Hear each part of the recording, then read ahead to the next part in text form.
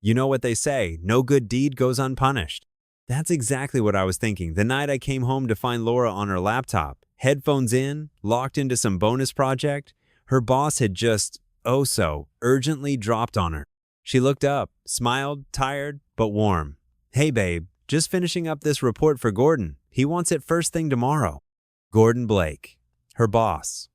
A man whose handshake felt like a power move, whose cologne lingered in the air too long, and whose jokes were always 2 syllables away from a lawsuit. I'd met him once at a work dinner. He spent more time complimenting Laura's work ethic than talking to me. Still, I didn't think much of it.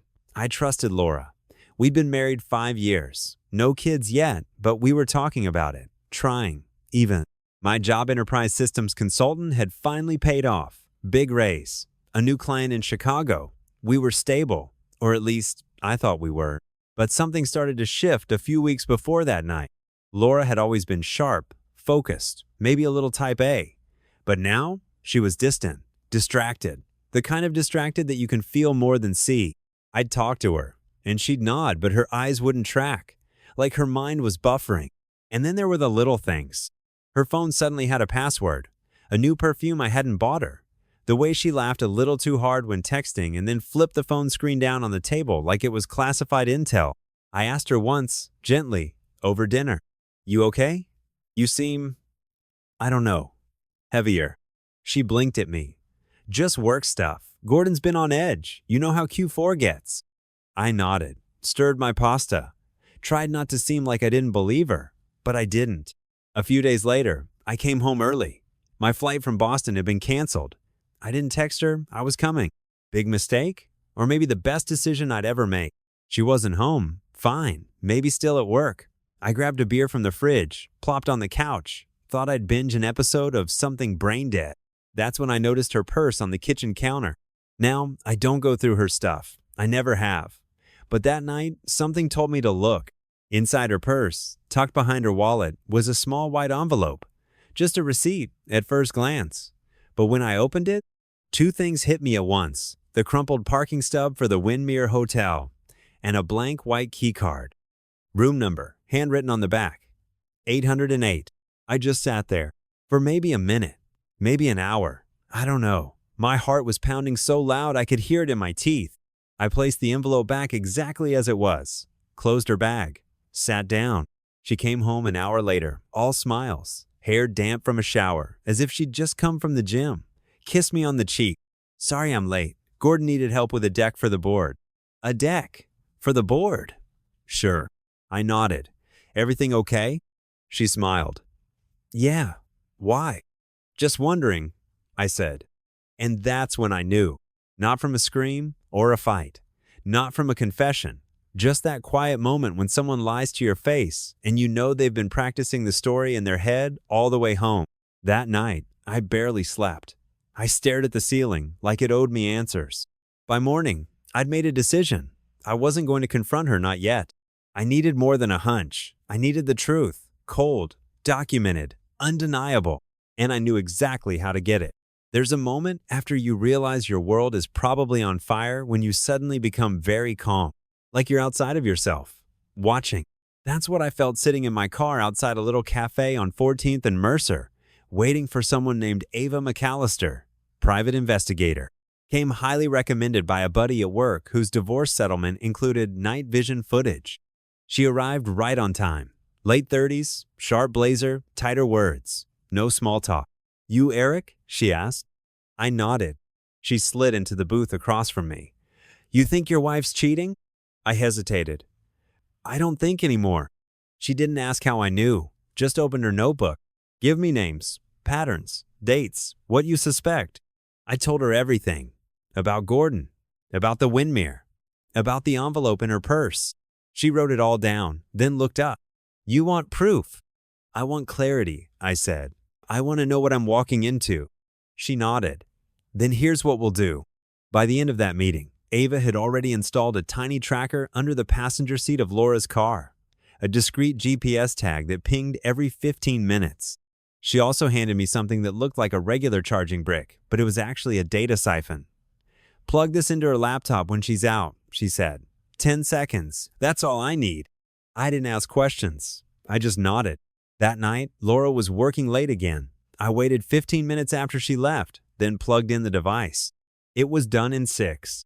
I sat on the couch, hands shaking like I'd just robbed a bank.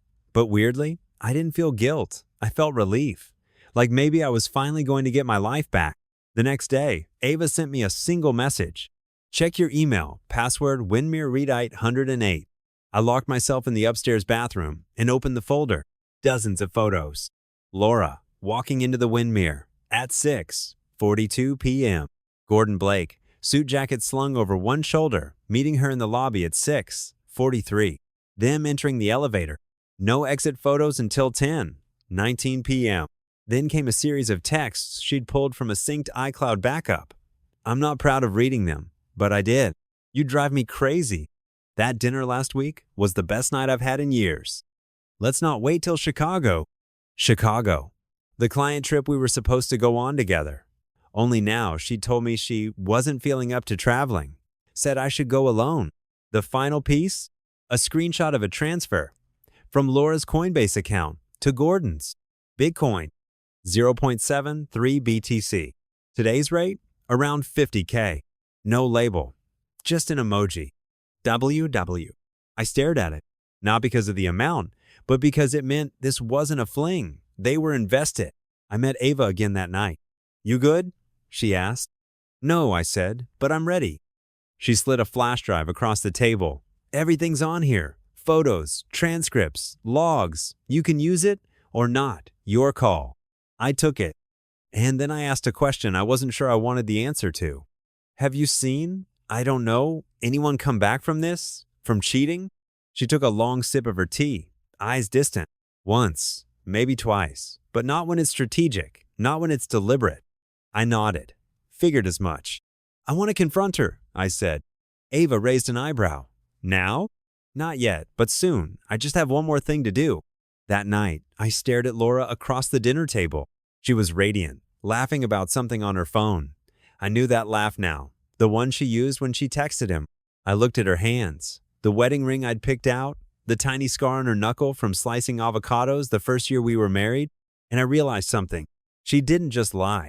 She planned. And I wasn't sure what was worse. There's a funny thing about betrayal. Once you see it, really see it, it never goes back to being invisible. Even when they're smiling at you across the table, even when they kiss you goodnight, you just see the cracks. And I saw them everywhere. After I got the flash drive from Ava, I didn't sleep. I poured a glass of bourbon, sat on the floor of the living room. Just me, the USB, and 1,000 thoughts screaming in the dark. I knew everything now. Dates, times, transfers, even the wine glass emoji Laura used when sending Bitcoin to her lover. So classy. And still, I wasn't angry the way I expected. I wasn't throwing plates or punching walls. No, I was focused, cold, like a switch had flipped. That's when the idea came to me.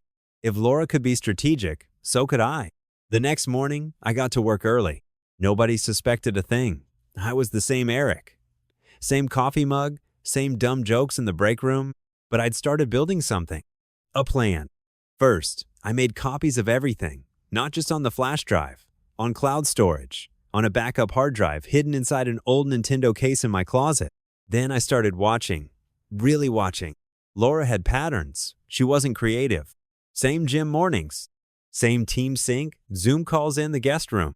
Same excuses when she'd leave with Rachel, a friend I hadn't seen since last Christmas. I played along. I smiled. I complimented her hair. One night, I even brought home flowers. She looked at me like I was a stranger, but she smiled anyway. Rough day? She asked. Not anymore, I said, handing her the bouquet. She kissed me on the cheek and went to put them in water. That was the moment I realized something. She thought she was winning. Ava and I met again the following week. This time, I brought 2 lattes and a notepad. I don't want to blow this up, I told her. Not yet. She raised an eyebrow. You want to stay married? No, I just want to leave on my terms, not hers. We came up with 3 priorities. Secure the finances. Build a timeline. Trigger the fallout at the right time. I transferred my paycheck to a new personal account she didn't know about. Froze the joint savings legally, thanks to Ava's legal contact who handled marital assets pre-litigation. Then I went into our crypto apps. Remember that wine glass emoji transfer? Turns out, Laura had used a shared email for verification, the one we made when booking our honeymoon. Sloppy. I reset the password and enabled login alerts. She never noticed. Her crypto account balance, 60,2,0. Split between Bitcoin and stablecoins. Guess who'd been funding her nights out and wellness retreats? That's right, me.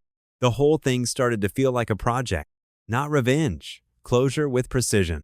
One night, I left a fake message open on my screen, an email to a lawyer. Laura saw it when she passed by. "What's that?" she asked casually. "Oh, just taxes," I lied. She looked nervous. Good. 2 days later, she suggested we take a break from heavy conversations. Said she was feeling distant lately. I agreed. Told her space was healthy. Meanwhile, Ava sent me screenshots from Gordon's Instagram. Him and Laura. Not in any tagged photos. Of course, he wasn't stupid. But the backgrounds matched. Same wine bar. Same hotel art. My favorite? A boomerang of 2 champagne glasses clinking. Caption: "Big moves coming. Cheers." Cute. I sent it to Ava with one line: "Let's make sure they're toasting alone." She replied, "Already on it." That weekend, Laura told me she had to work off-site. "I'll be back late Sunday," she said. "Sure," I said, not looking up from my laptop. "Be safe." She smiled, tossed a gym bag over her shoulder, and walked out the door. It would be the last time she'd ever walk out of our home thinking she had the upper hand, because while she packed for her romantic little escape, I was finalizing my own. She left on Friday afternoon, waved from the car, blew a kiss, and said, "Don't miss me too much." I smiled. "Try not to miss me first," I said. She laughed, pulled away, and I watched her taillights vanish down the street like it was the closing shot of a movie. Except this time, I wasn't the guy left crying in the rain. This time, I had a plan. First thing I did, I cleaned the place. Not because I was sad, but because I was done. I boxed up her things, the ones she wouldn't notice missing right away. Spa gift sets, 2 dresses she kept at the back of the closet, a stash of love letters from Gordon I'd found under the sink. Who hides letters under the sink? Amateurs. I set the box by the door, labeled it with a sticky note: "Laura's Illusions, handle with care." Next, I went to the bank. Remember that new account I set up? I moved everything that was mine into it, down to the last cent. Joint savings? Frozen. My direct deposit? Redirected. I left just enough in the old account to keep up appearances. Then came the crypto. Now, here's where it got satisfying. She'd started parking some of her Bitcoin in a cold wallet tied to our shared hardware. Why? I don't know. Maybe she thought I was too dense to notice it. Big mistake. One click. A private key. 2-factor authentication she hadn't updated. And boom, it was in my custody. Roughly 62,0 at that point. Did I feel bad? Not really. It was my money to begin with. I checked the transfers. Most of the original Bitcoin came from deposits out of our joint account. She just moved it into another playground. I didn't drain it though. I left 0.01. Symbolic. Petty? Maybe. But after everything, I think I earned that 1 cent of pettiness. I waited until Saturday night. Ava and I had agreed. Better to make the move when she was mid-weekend bliss. Right before the "I miss you" text started, I typed one email. Plain and simple. Subject: Truth. Laura. I know. Gordon. The wallet. The lies. Don't come home. It. I sent it. Blocked her on everything. Cell, email, socials. Then I turned off my phone and poured a whiskey. Not to celebrate. Not yet. But to breathe. The next day, I went to my parents' place upstate. Told them I was working remotely for a while. No questions. Just warm meals and the kind of silence you don't realize you miss until you have it again. I walked in the woods, sat by the lake, listened to the wind instead of the constant static in my head. And you know what? I slept. Deep, uninterrupted sleep. First time in months. Monday morning, Ava called. I served her officially. She tried to play dumb. Said it wasn't what I think. I told her, "Don't insult yourself." I laughed. Did she say anything about the crypto? "Oh yeah," she cried. Said it was a gift from Gordon. Wanted to know if there was any legal way to get it back. And? I told her to talk to her next boyfriend, because she sure as hell wasn't talking to her husband anymore. Beautiful. Later that week, she tried the back door. Not the literal one, the emotional one. An email from a new address. Different name, different subject line. But I knew the rhythm of her typing. You don't forget the person who typed, "I love you" 100 times in different ways. It read, "I messed up, but I didn't mean to hurt you. Please just meet me. One coffee, that's all I'm asking." I didn't respond. Not because I wanted to punish her, but because I was done speaking into an echo chamber. The weirdest part? I didn't feel broken. I felt free. Like I'd walked out of a fog I didn't know I was in. My heartbeat was slower. My shoulders lighter. Music even sounded better in the car. Was I still hurt? Of course. But it wasn't the kind of hurt that needed fixing anymore. It was just truth. And once you make peace with truth, you stop living in reaction to someone else's lies. You won't believe it, but the first meeting I had with my wife's lover was over coffee. No shouting, no fists, no broken noses, just a table by the window and 2 cups of black. I messaged him the night before. "Gordon, I know, we need to talk. No drama, just coffee. 5th Avenue, 10:30, your favorite spot." He replied 10 minutes later. "Okay, I'll be there." I showed up 15 minutes early, sat near the window, ordered black coffee, no sugar. That morning, sugar felt like a cruel joke. He arrived on time, spotted me right away. Even with the hat and sunglasses, I guess I wasn't hiding anything. He walked over and sat down. No handshake, no fake smile. "Eric, right?" "Gordon. Thanks for coming." He looked unsure, like he expected me to pull out a weapon or a photo album of betrayal. But I just sighed. "Relax. I didn't bring a gun. I brought something worse, the truth." I started talking. Told him how Laura and I met. How I bought her the first ring with money I didn't have. How we chose our dog's name together.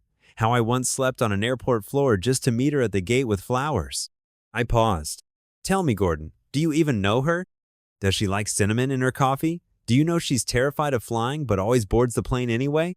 Have you ever seen her cry at the age of Adeline?" He didn't respond, just stared at his cup. "Didn't think so," I said. "She doesn't belong to you. She never did. You were just a detour in a story you didn't write." He shifted in his seat, maybe trying to say something. I cut him off. "No apologies, no excuses, just one thing I want from you." I leaned forward. "Disappear. From her life, from mine." He nodded. Fast. Like he'd been waiting for permission to escape. "Already gone," he said. "Deleted everything. She blocked me herself after your message." "She did?" "Yeah. She's freaking out, crying, scared, says she lost everything." "Lost?" I said. "She lost something she'd already buried. Trust, respect, me." We sat in silence a while longer. Then I stood up, tossed some bills on the table. "I never want to see you again." "You won't," he said quietly. This was a mistake." I nodded. We all make mistakes, but not everyone burns a home to do it. When I stepped outside, the wind hit me like a reset button. It was cold, honest, and for the first time in weeks, I could breathe. I still didn't know what the hell would happen next, with Laura, or my own sanity. But I knew one thing. I wasn't the one lying anymore. She came home at 6:47 p.m. I remember because I was staring at the microwave clock like it owed me answers. Her keys jingled in the door. Soft click, familiar footsteps. She didn't call out my name. Just walked in quiet, like someone unsure if they still had permission. I was in the kitchen, back to the wall. No drink in my hand, no dramatic silence. Just waiting. When she saw me, she flinched barely, but I caught it. She looked like a kid caught sneaking in after curfew. And for a second, I almost wanted to hug her. Almost. "You're home early," she said. Voice brittle. I nodded. "We need to talk." She dropped her bag gently, like loud sounds might set off landmines. "Is this about Gordon?" I smiled. That was new. Usually, people wait until Act 3 to say the name. "Yeah, this is about Gordon." She sat across from me at the dining table. No makeup, hair messy. She looked tired. Not from work, from carrying a double life. "Eric, I raised a hand. "Let me go first." She froze. I stood up, walked to the living room, picked up a box I'd packed that morning. Inside some photos, the key to her gym locker, a note I wrote last night but didn't have the courage to give her. I placed it on the table between us. "That's yours." She didn't touch it. "Why now?" I asked. "Why him?" Why throw everything away for? What? A thrill? She shook her head. It wasn't like that. It just happened. I laughed. You don't accidentally end up in someone's bed, Laura. That's not a pothole. It's a choice. Her eyes welled up. I made a mistake. You made a campaign. She looked down. I pressed on. You lied. Every smile, every I love you, every time you came home late smelling like cheap cologne and fake stories. Silence. I met with him today, Gordon. She looked up, shocked. What? Why?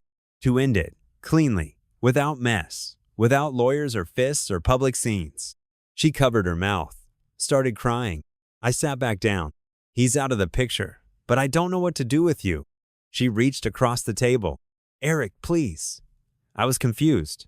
I didn't mean to hurt you. I didn't move. But you did. And not just once. This wasn't a one-night screw-up. It was a pattern. She sobbed. Can we fix this? I didn't answer. I couldn't. Because some part of me still wanted to believe we could. But the smarter part, the scarred, cautious, sober part, it knew better. That night, I slept in the guest room. She knocked once around midnight. I didn't open the door. She slid a note under it. I didn't read it. I lay on that couch staring at the ceiling, counting all the cracks I never noticed. I changed the locks the next morning. Not to be cruel, not for drama. Just because I didn't want to flinch every time the doorknob turned. She was still asleep in the bedroom, or pretending to be. I didn't check. By 10 a.m., the locksmith was done. New keys, clean slate, one less crack in the armor.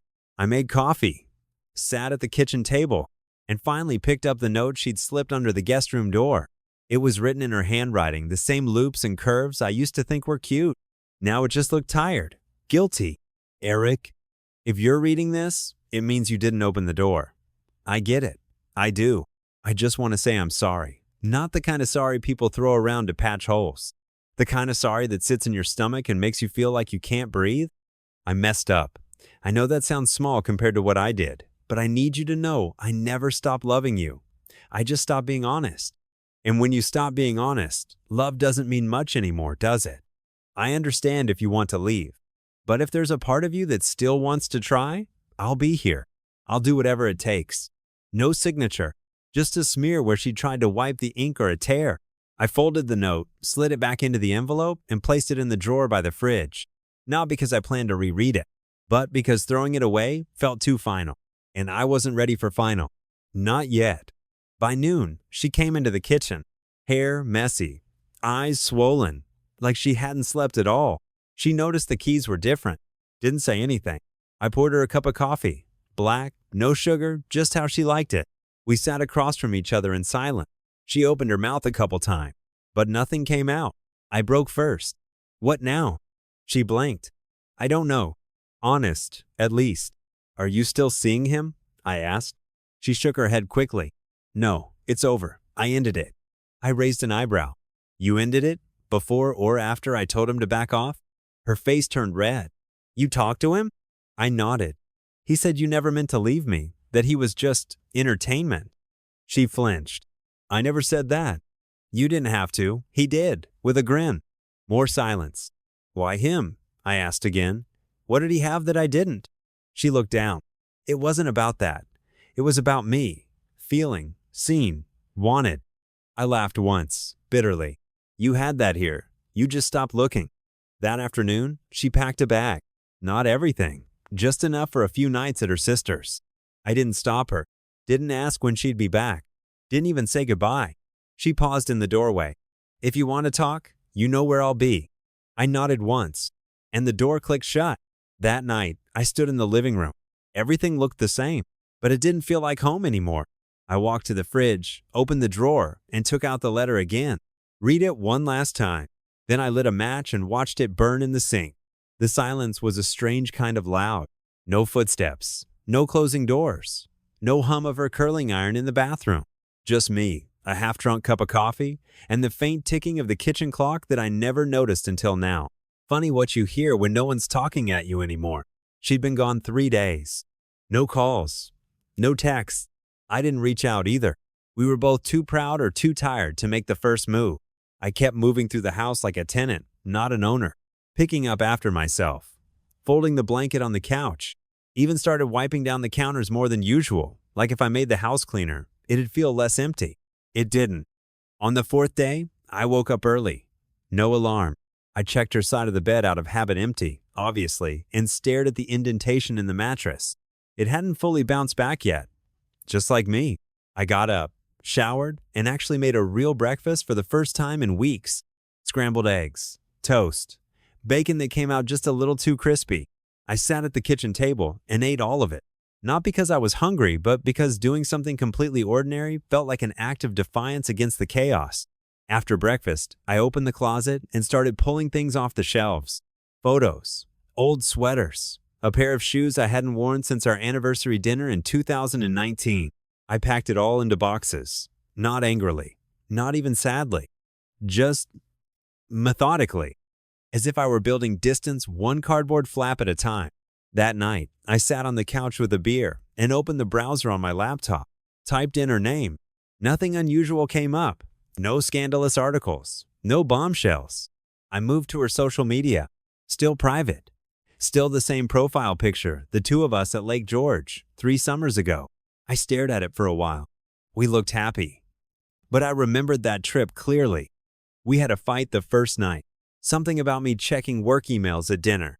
She didn't talk to me the rest of the evening. But the next morning, we took that photo, smiling like nothing happened. That's the thing about betrayal. It doesn't always come like a storm. Sometimes it trickles in, quiet, unnoticed, until one day you look down and realize you're drowning. Around midnight, I got a message from her. Just a single line. Do you ever think about how it used to be? I stared at it for a long time. Typed a response, deleted it, typed another, deleted that too. In the end, I didn't reply because I did think about it all the time. But not the way she wanted me to. The next day, I went for a walk, something I hadn't done in months.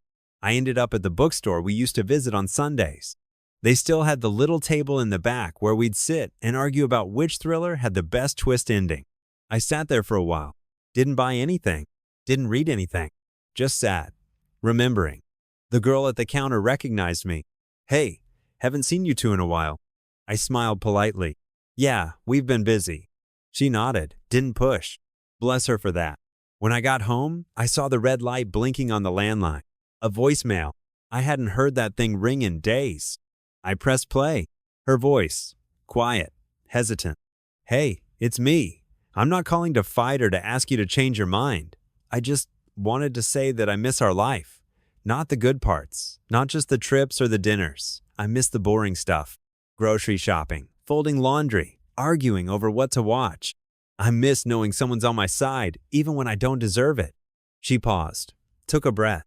Anyway, that's all. I'll stop bothering you. Click. I stood in the kitchen for a long time, staring at the phone. Then I picked it up, not to call her back, just to unplug it. The envelope came on a Wednesday. No name on the return address, just a small P.O. box number in Ithaca. Typed. Clean. Cold. I held it for a minute before opening it, like it might bite. Inside 2 pages. 1 letter. 1 printed photo. The letter was from her. Typed. Just like the envelope. No handwriting. No emotion spilled in ink. Everything neat, distant, and a little too careful, like a statement prepared by someone else. Michael, I know I'm the last person you want to hear from, so I'll keep it short. I don't expect forgiveness. I'm not writing to apologize again, because that would only serve me, not you.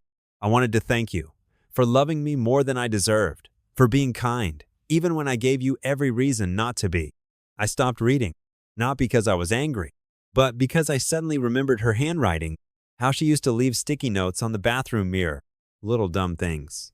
Don't forget lunch, or you snore like a bear. Those were real. This felt like closure wrapped in bubble wrap. I finished the letter. I've moved. I'm staying out of the city. I'm trying to rebuild too. I hope you find peace. You earned it. No return contact. No number. No email.